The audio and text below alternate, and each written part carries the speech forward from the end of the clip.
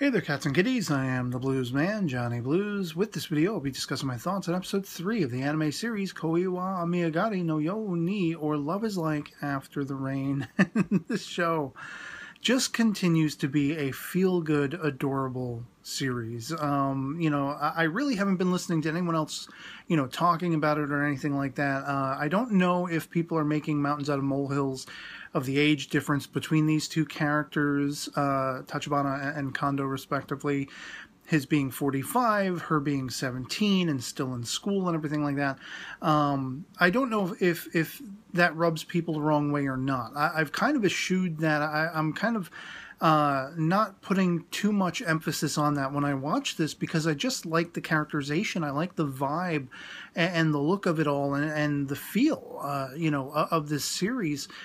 And it's kind of adorable. But I do think they touched upon in the story of this episode, with the flashback that Tachibana has to the time when she was a track runner, and some of her fellow former track running classmates and everything, they catch up with her and they sort of drag her to where they're training and everything, and the one girl beats her time, and this really begins this whole snowball effect of flashbacks for Tachibana of what it was like to be in that class when she first experienced her injury, and that first act of kindness, reaching out to her via Kondo, giving her the coffee and the creamer, which we saw in a previous episode. And I almost began to perceive the vaguest of arguments. Is she filling perhaps a void by becoming so infatuated and taken with him, where she can't, sort of exercise her frustrations in not being able to be a track runner anymore, because of that injury. There's a whole large chunk, a large swathe of her life that has now been excised, that has been taken out of, her life.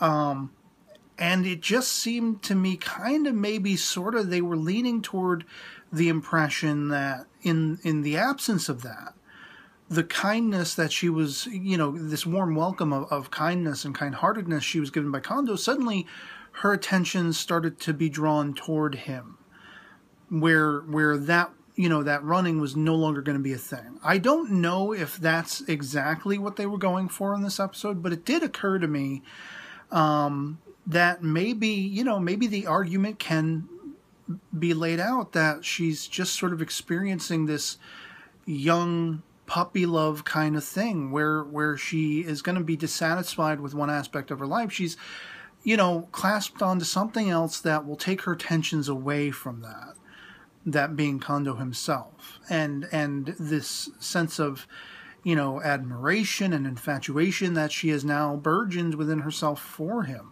for however long it's been that she's been harboring this. The longer she spends time with him or around him, getting a job at that restaurant that he manages, it's just going to embellish that more and more and more. But is it legitimate is the overhanging question. Is it just a passing sort of phase that she'll grow out of, or is it something with some legitimacy, some actual genuine weight to it?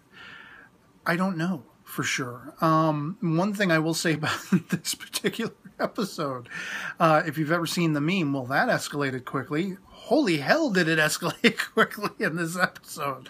For I myself, who just wasn't sure if Kondo was getting where she was coming from at the tail end of the previous episode when he buys her the parfait or whatever it is, and she says, "I like you," and he's all skittish and nervous, and, "Oh, I thought you hated me. I'm so glad you like me." Like, I had made the case that I didn't think he really got it in that moment.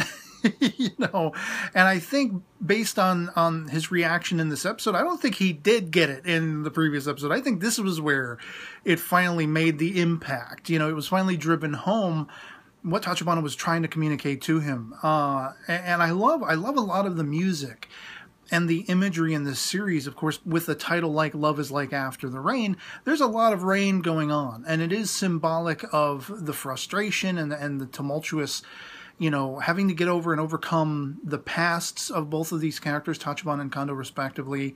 He has a very nostalgic side to himself where he's calling back on his youth, and he kind of looks admiringly at like Yoshizawa, who's trying to put the moves on Tachibana, failing at every step of the game that he makes those attempts. But, this is something that Kondo himself hasn't experienced for so long, and he has a fondness for that. He misses it.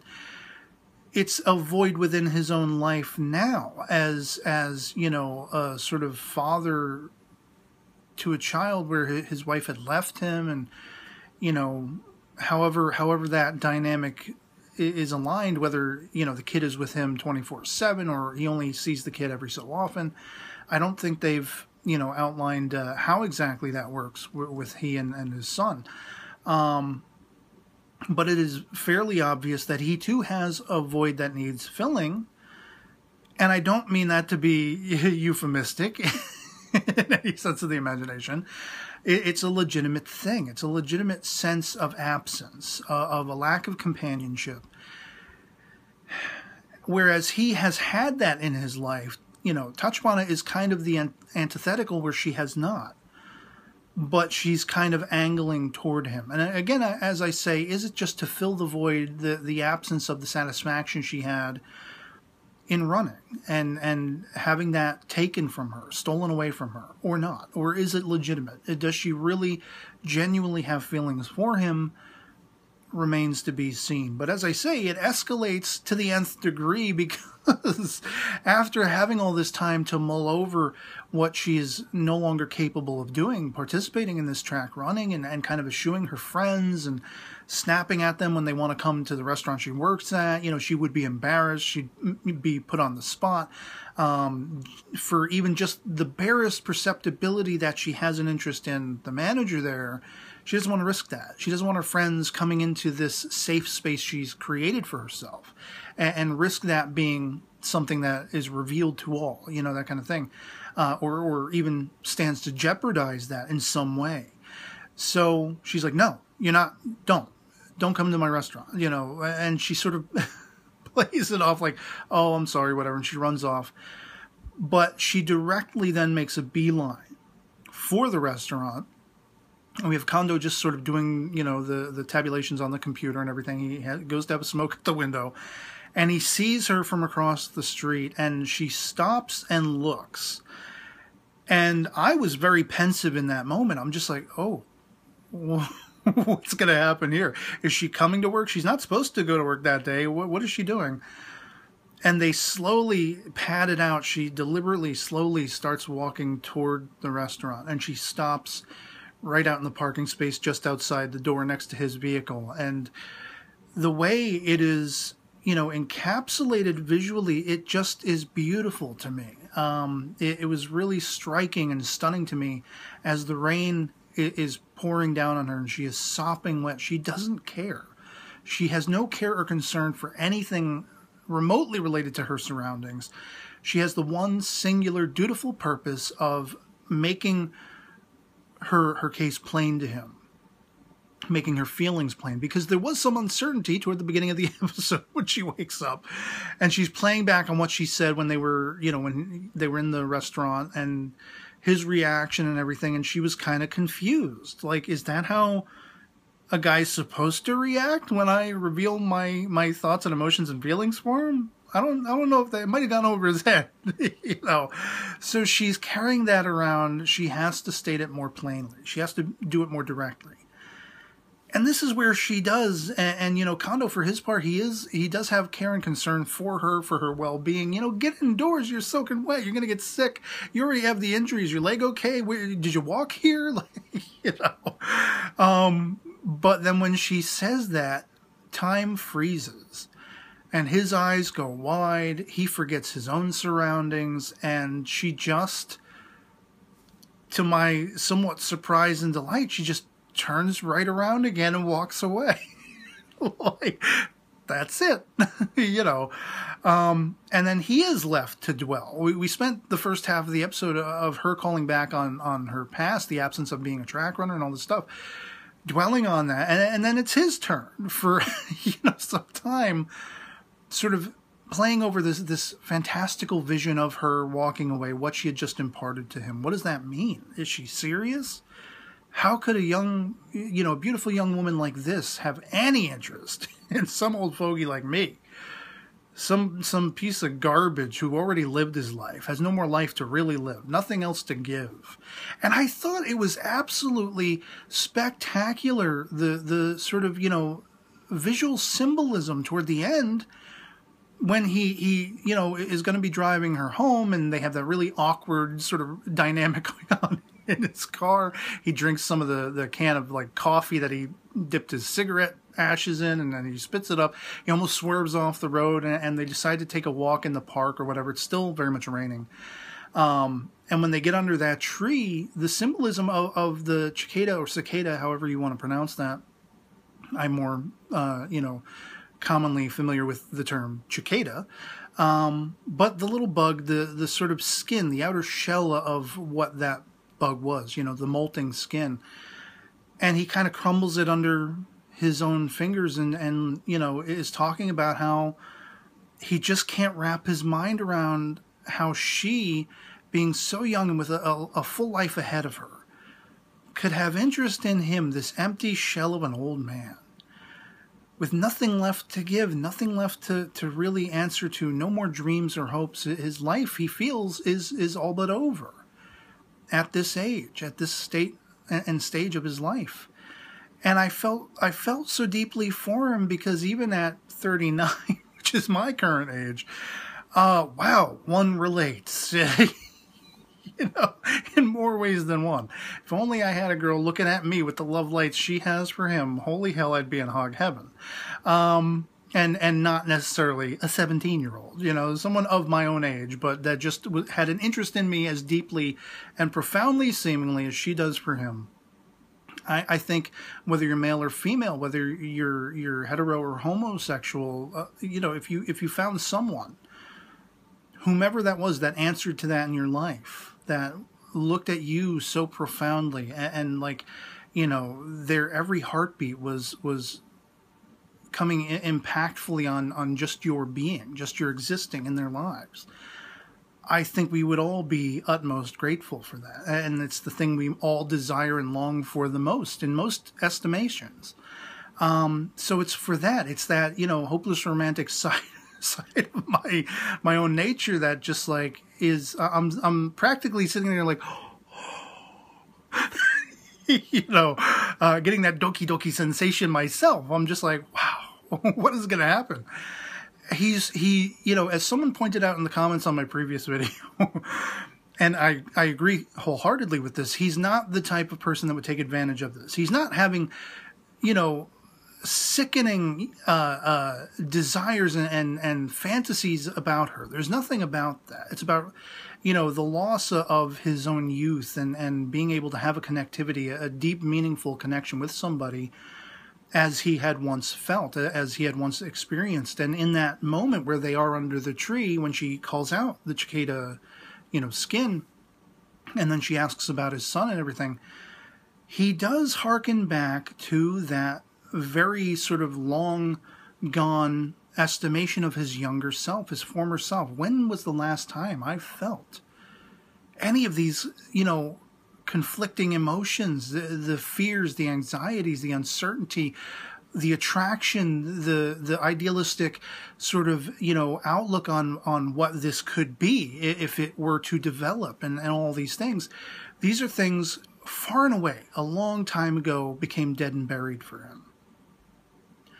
And here she is, this youthful, up-and-coming young woman who, while she is understated, she doesn't come across as an airhead. She doesn't come across as not really knowing what she's doing, or, there is a deliberate, methodical aspect to the way she carries and conducts herself.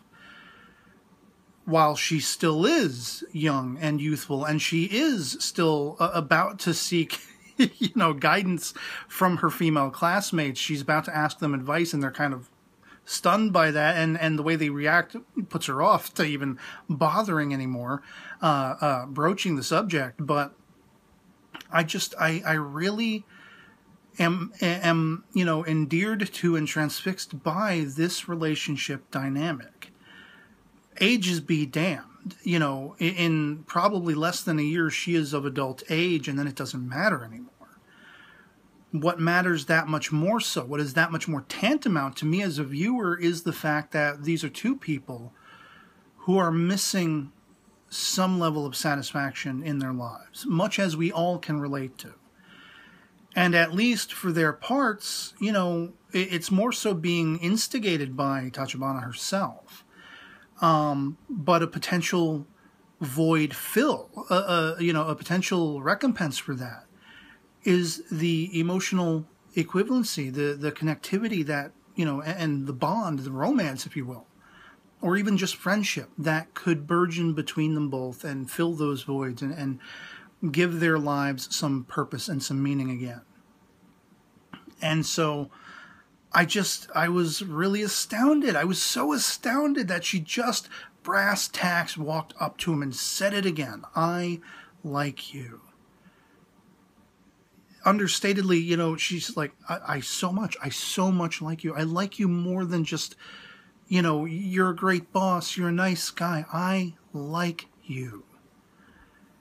And the impact is not lost on him, and he is not one to take advantage of that. I mean, he's trying to talk her out of it. He's trying to push her away and talk sense to her, even if some of that sense talking really diminishes his own capacity. He really has this hurdle of self-doubt and self-recrimination that he has to get over. And maybe she is the through line to opening his awareness to that. Even at the age of 45, maybe there is still so much more life and satisfaction to be had.